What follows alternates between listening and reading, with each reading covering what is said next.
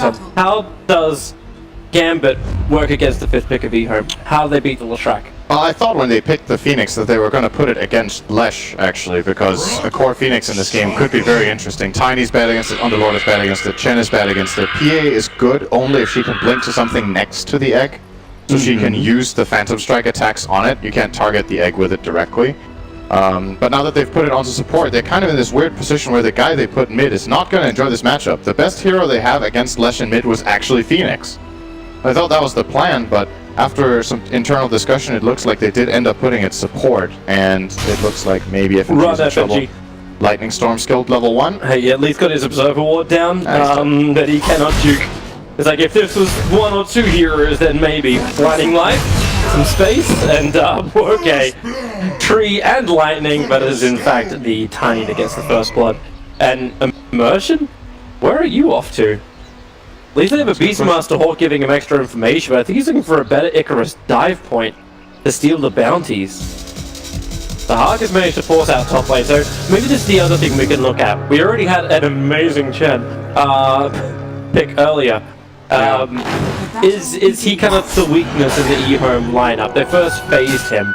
Yeah, Chen has not been particularly useful, but I would also say that for some of the games that we've seen, I don't think the drafts around Chen have been as good as this one. I think this is a Chen draft, more so than every other one we've seen in this tournament, because they have tools. They have catch, they have lockdown, they have 5-man, and then they also have a win condition in the PA for late game. So we see this first blood again, just because, like, poor FNG. Got him.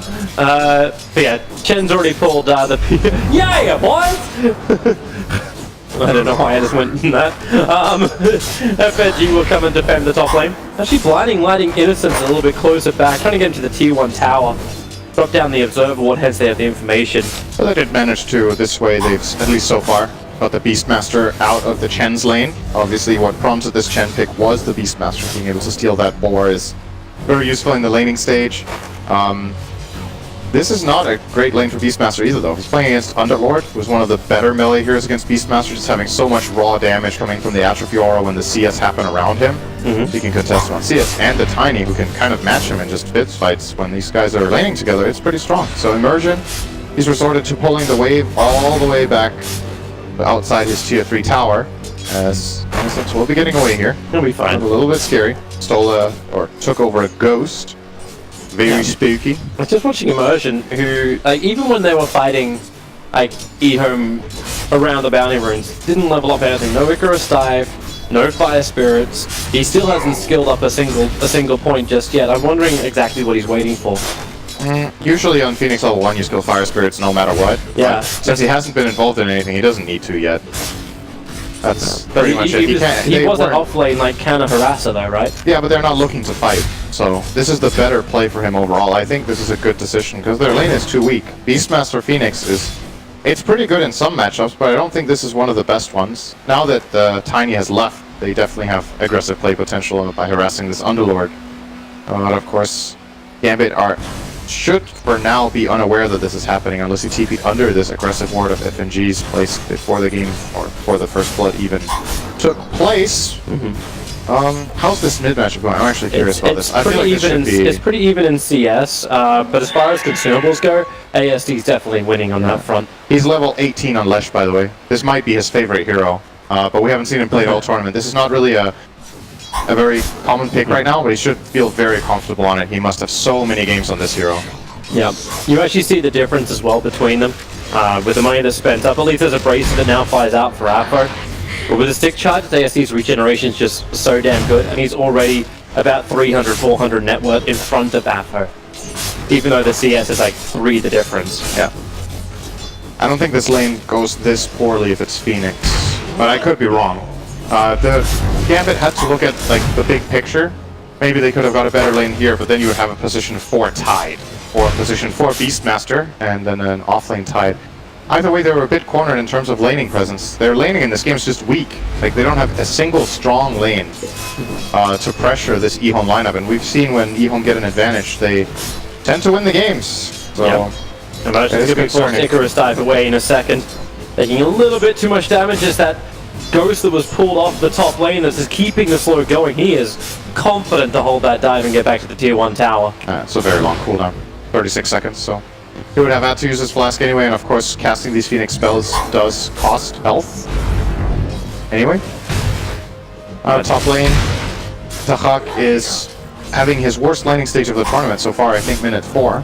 Being shut down very well here, only 13 CS, and has to buy extra regen because of the harassment of this Tiny. Gonna push that net worth down, he's sitting at 1400 compared to the almost 1800 of EGO, and that's that same lane. And Faith Beyond's adding pressure onto the bottom tower. Like, Immersion's been tasked with defending this. It really is now like the core Phoenix off lane. And let the Beastmaster just jungle as much as he possibly can. But I'm also seeing Leshrac having the time of his life. Yeah, I'm already thinking ahead to when Gambit can make their first move with their lineup. There's nothing going on. They actually just don't. Like, can they make a move before Beastmaster's level 6? I don't see it. I don't think... They have to, like, 3 or 4 man gank in that case. They can be so far behind anyway. Like, the regeneration... Like, I'm actually loving the way that EHome played this. Like, ASD TP'd back and Chen just pulled him straight back to the lane. So you got full bottle charges back up. He's just spamming out the harassment against Apo, whose bottle is totally dry. The 5-minute bounty runes will now come in. 3 of them, 4 of them go the way of EHome. They're actually shutting and Tiny rotates in towards the mid. The Avalanche is out. There's TP support coming in, but they just toss him back. And now Apo is in the middle of the Pulse Nova. You can say hello to Immersion. You can also say goodbye to Immersion. He's going to sit back at the tier 1 tower. My god, they're even sending the Mind Stealer to just drain Tide's mana. Like, can you hate on one guy more than this? You send back his opponent so he gets a bottle refill, and he TP's back, and then you also put the mana burner against Tide, which is horrible to face. This creep drains 100 mana every 18 seconds, and Apo's mana pool is pretty bad, so he's just going to keep spamming out. I like how he waited as well, so the bottle charge is going, and then turns it back around to get the mana burn. Yeah. What's the maximum amount out of this? Efficiency. But ASD, like, they want him to win the lane too, right? Like, a Leshrac playing from behind is never a fun situation. Alright, that'll help. Follows up an Arcane Root. Trouble on bottom lane, as Ego is already rotated down to work with Faith Beyond. They'll go underneath the tower to kill off this Beastmaster, even with the board slow. Cycling Dagger will slow him up just as much, and Beastmaster tries to turn towards the south, but the Firestorm is way too much damage, but Ego wants to ensure it with the cycling. Quick little fortification, that's goes top lane, the Hawk. Oh boy, they're falling apart. A level 4 Terrorblade versus a level 7.5 Leshrac. You may as well make it 8 and a bit. And they're TPing around everywhere. Apo's trying to kill off this Adam Mind Stealer. But that's not going to work. Faith Beyond will come to defend the lane. Unlike the permanent damage aura, he's got 3. Yeah. Huge. That's up.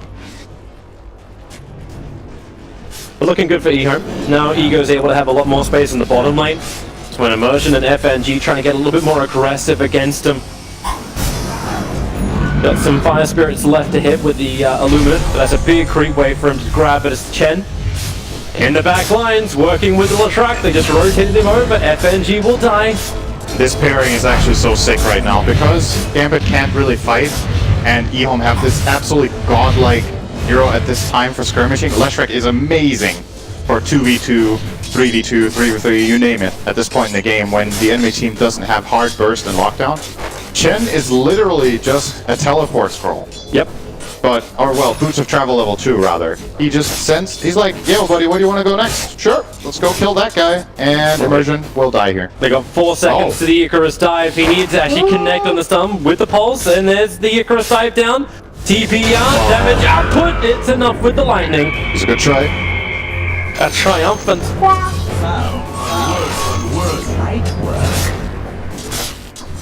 I like how Ego's not even involved in these tipping from the bottom lane. And also consider this, so when you have a Leshrac that's roaming this much, usually one lane would be uninhabited or be weaker, as we see the mist stun here, but they will end up killing him in the end, just running him down.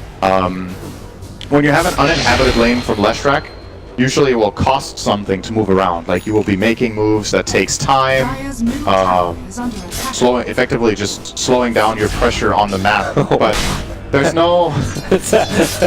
there's no downtime because once again, when Gambit can't make aggressive moves, EHome can kind of park whatever hero they want in every lane. So if they're like, okay, Faith Beyond, you take care of mid. Okay, Jiangning, you just go top as the support Tiny. Nobody's going to stop you. So Leshrac has turned from this mid lane god into effectively roamer that just goes and kills whatever lane he wants. And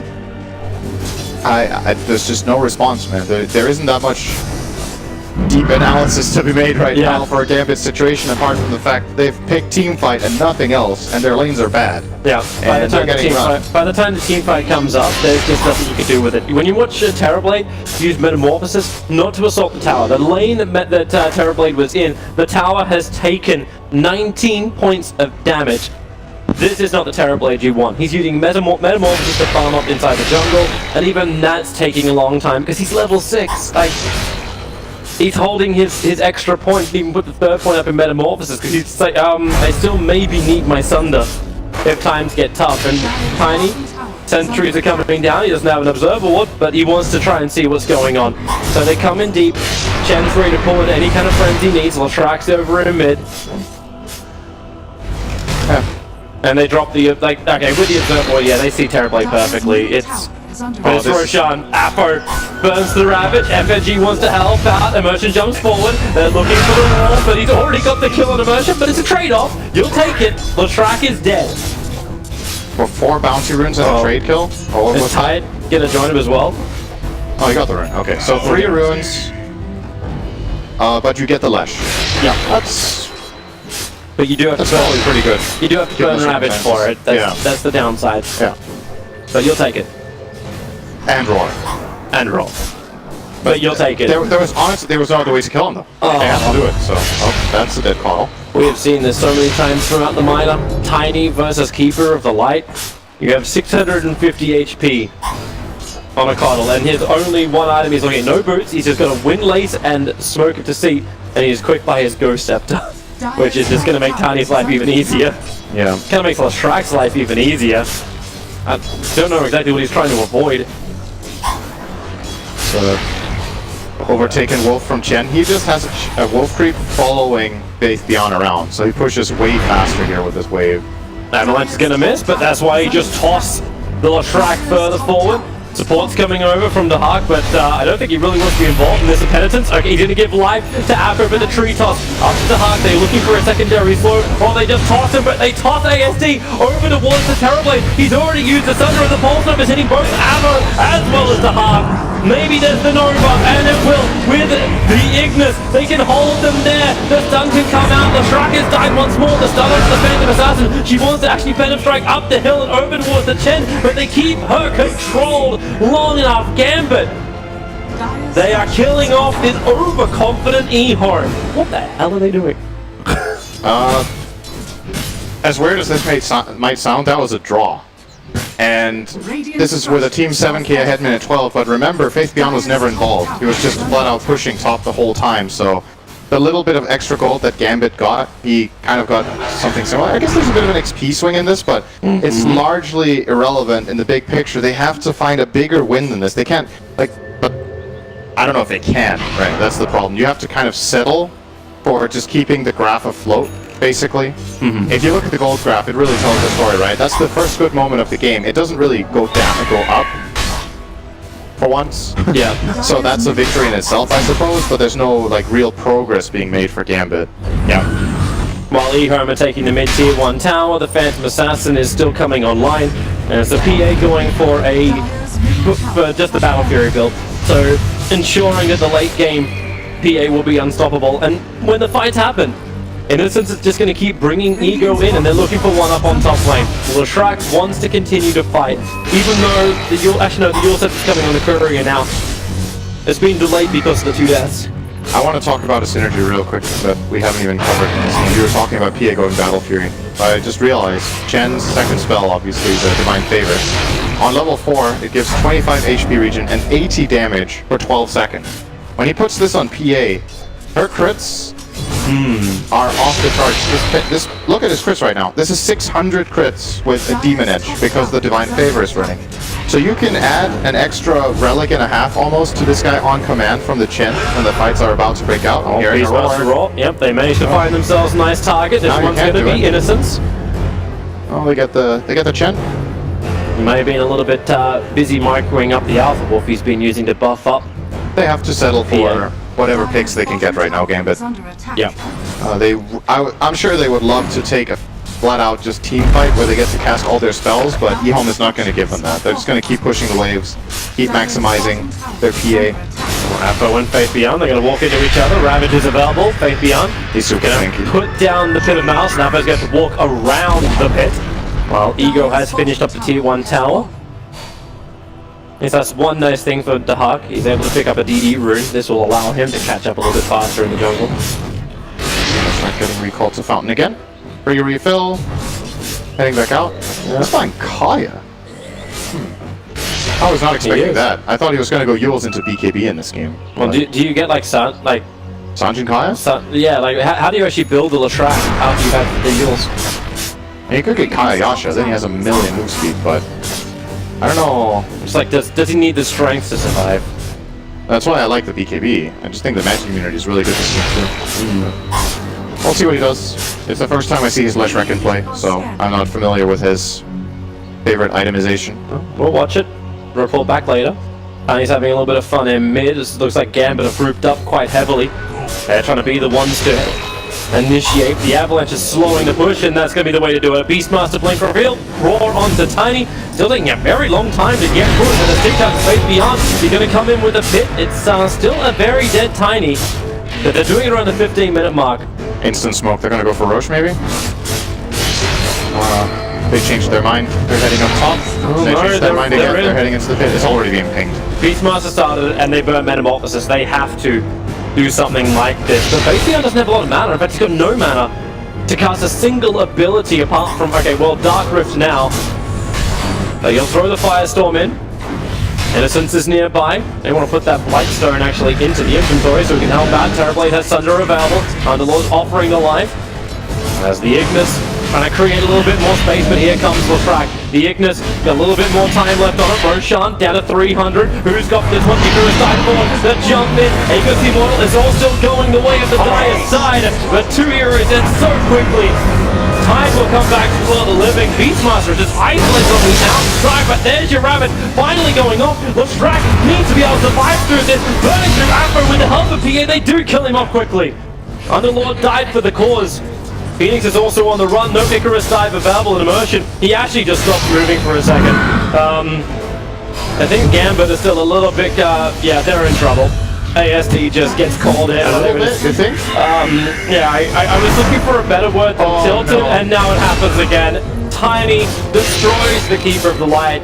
The advantage pushes towards 10k gold, and it really does feel like the pre-booking is underway. Check in for your flights, EHome, but you're not on the plane just yet. They are at such a huge lead in this game. It's Get to watch Roshan again. So this moment here is the one chance Gambit have at getting something good done for the next 10 minutes probably in this game. They have to get this Aegis with a team move. Faith Beyond tanking up for so long, just tanking spells, making them waste time. They even do get the Aegis. That could have even been stolen by Xiaoming there. That was close, but an awesome Avatos combo with the Lashrak combining in. And they just go for one as yeah. Get out of my game! It's, I can tell you for sure that right now it's impossible for Gambit to do anything with Ravage on cooldown in terms of team moves. So the one thing they have is that they have Beastmaster Blink. So Beastmaster plus Phoenix or Beastmaster plus Terrorblade can try to find a pick, but only if EHome are spread thin. That's what they need to bank on right now, setting up that exact situation. Well, push is coming on bottom lane from Gambit. ASD is ready to wrap around the back and at least stop this push. At the same time, it's a smoke maneuver from EHome. Have Tiny and Chen looking for an opportunity. And they're going to find one. There's going to be immersion right in front of him. Hit him up, throw him down while bottom lane. ASD gets initiated on. The roar is out. Have they got enough damage to get through him? Hand of God gives ASD a little bit more life. He will not be able to find the kill onto the Beastmaster. He runs away. The Ignis underneath the tower. Faith Beyond. Yep, got it. He didn't get it. It It's the expired. tower. It expired. It's the okay. It actually expired. Oh, Beastmaster, he's gonna find his way out. Looks Avalanche? like it. Yep, he's fine. Too late. Guessed it right, but did it too late. Coming. Oh, nice play. They at least find the Leshrac. This is the kind of moves they need to make. Beastmaster plus Terrorblade. In that instance, it's gonna cost them in offices every time, but they killed the most valuable hero on the map at the time. Now the highest value hero has changed. Yeah. Unfortunately for them, it's another guy on the enemy team. And that guy also has a Desolator. So, Deso to go with the Battle Fury. and to go with the Chen buff. I really want to see what his crits are right now when he gets this Deso flying into him. I hope he doesn't crit yet. Wait for it. Thanks, Gabe. 1069. Yeah, that was before you got the Deso. The Deso was on the courier. So with the Deso, I don't know what it is. It's getting 962 without the buff. Yeah. So you can add another 80, and then he crits for 300% of that. So it's like 1300, 1400-ish, I guess. Alright. Not Yeah, bad. that's Not bad. this is when you're like, hey, Chen's actually a really great hero. That's every hero is playable when picked and built around correctly. It's just clearly the best Chen draft I've seen this turn. So Smoke EHome gang are from making it look FMG. good. Put the Observer Ward down. It's right underneath the Radiant Sentry. Now, there's no Radiant Ops up there, and because it is nighttime for another 10 seconds, the vision game from EHome is not good enough to see it. He's trying to, well, he's being watched quite closely, like Hawk, you could say, until the Hawk is attacked by the tower. I don't think they realized. They actually didn't see it, or I think Faith Beyond would have gone and taken care of that. So that's gonna stay there for a bit. Another 40 seconds.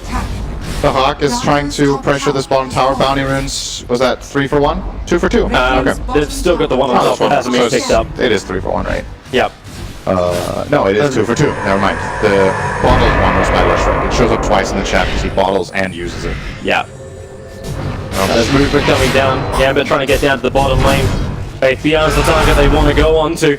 And Ogre Frost Mage may want to give him a little bit of armor. As Faith Beyond, well, the armor is up, but does he have enough life? Begins to TP out. Stun available? No! Already used the Roar. That's kind of just sad. It just, he goes to base and then Chen just pulls him into the mid lane, so they Yeah. start their attack. Roar's down. They use Roar in meta as well, so this fight is almost it's almost impossible for Gambit to take this. We're going to see the replay here. So he gets the Crimson Guard off. I think he wants to... Oh, he doesn't have Dark Grip, so he just wants to stick TP out, and he does pull it off here. No Ravage. There's no secondary stun. Ignis is on cool. Actually, Ignis is ready. I wonder if he could have reached that. I should not be alive. He's having a great time. Well, of course, at one game up, and right now 12,000 gold up, and your 2 cores are looking absolutely amazing. This last pick, Phoenix from Gambit, really went wanting.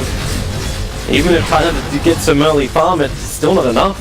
Like, he's got Phase Boost Medallion and a bottle D, Oh, long and that's the TP from best Afro. for him. He's going to get cancelled. It was a 5-seconder. Oh boy. He's dead. Yeah, he is.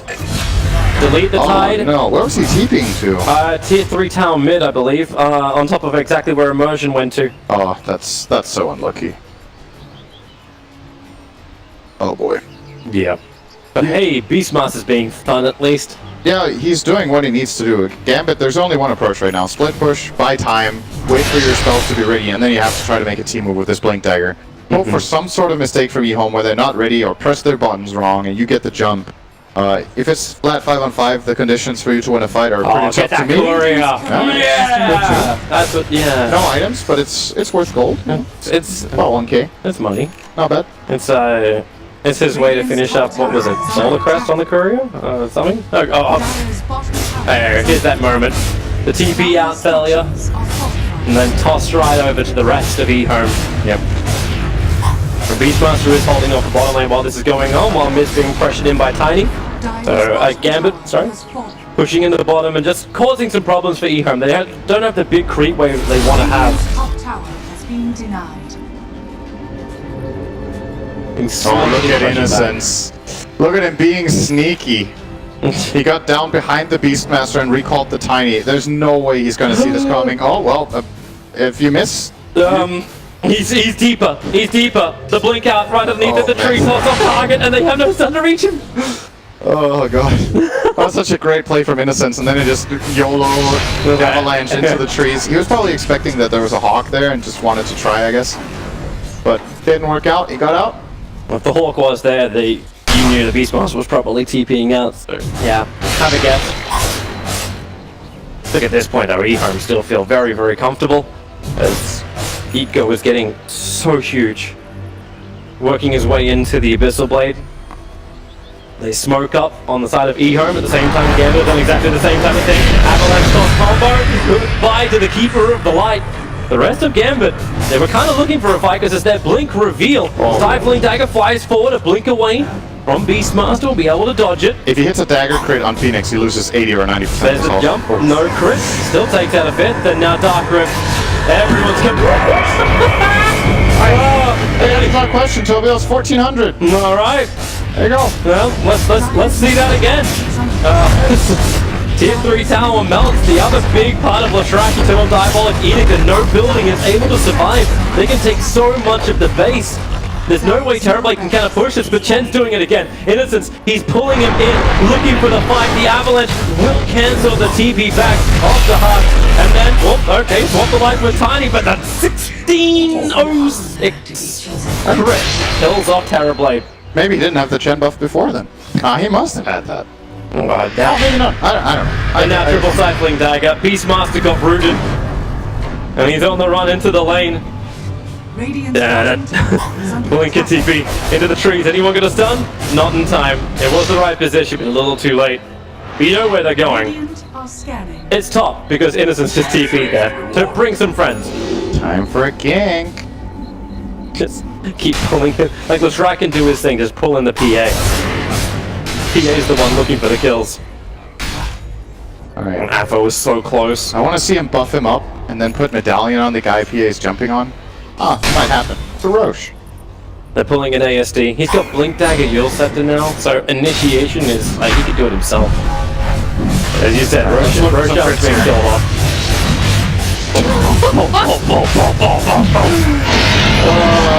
By the time Gambit arrived, Roshan is dead. That was before the Basher even reached the Phantom Assassin. It came in at the end of the death of Roshan. That's some of that frog shit. Right there. We take what we're given.